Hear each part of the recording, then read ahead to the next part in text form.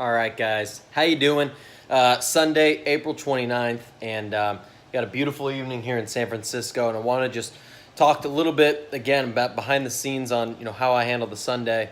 And Sunday's really a day of growth. It's a day of trying to get yourself better and spending a lot of time on yourself and reflecting on how things went last week, making changes optimized for the week ahead. And a big part of this is goal setting. I'm surprised when I listen to people of how often, people go into the week without a plan of attack. Like, how am I going to be, what food am I going to put in my body? Like, how am I going to be making money? How's my side project going to work? Like, when am I going to spend time with my significant other? Or when am I going to call my mom? Or all these things that just tend to come at you. It's so much easier when you plan ahead. And there'll be changes. Things are going to happen. Things are going to pop up. Things won't go as planned. But you got to have the plan in place. And so every Sunday, I do a pretty particular goal-setting exercise. And I bucket things into 5 categories. So there's physical. There's financial. There is mental. There is relationship, and they're spiritual. And all of these are a little bit different, and I work about them in a different way.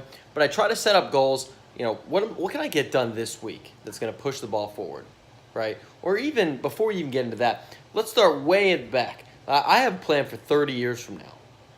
And you think that's fucking crazy. 30 years, like where am I going to be financially? How much money am I going to have?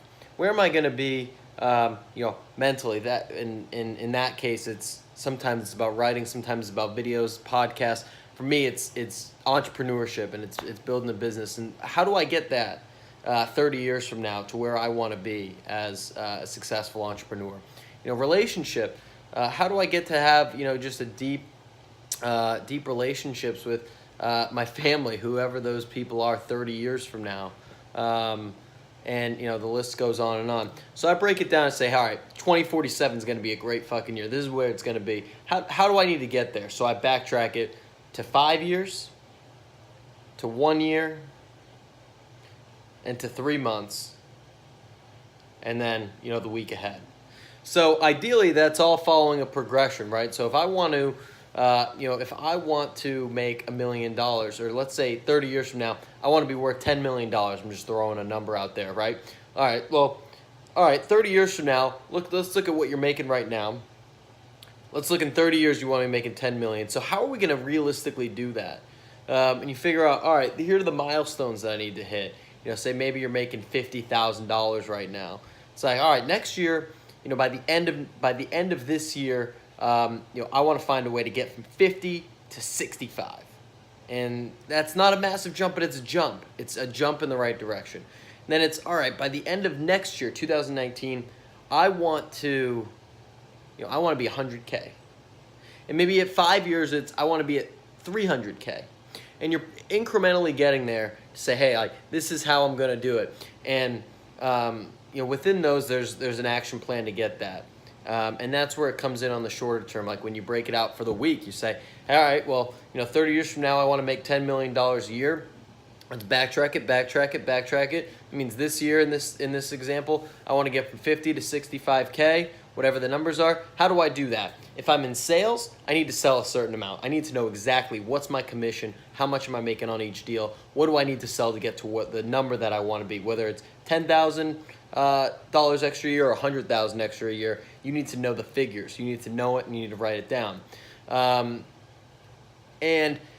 If you're in another profession, maybe there's not a commission type of aspect if you're in a lot of other positions. So where's there a side income?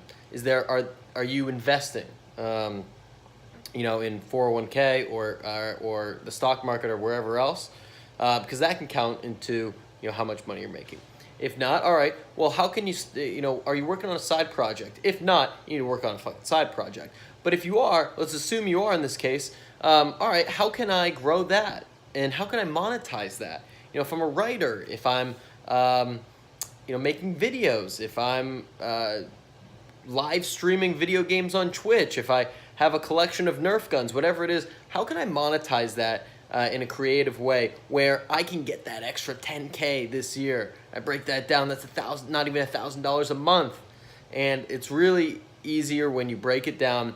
You know, one of my mentors, once told me, and I always remember, how do you eat an elephant one bite at a time? So let's picture the elephant in the room, the big money, 10 million in a year, whatever that is for you, and then break it down one bite at a time. How are you going to get there?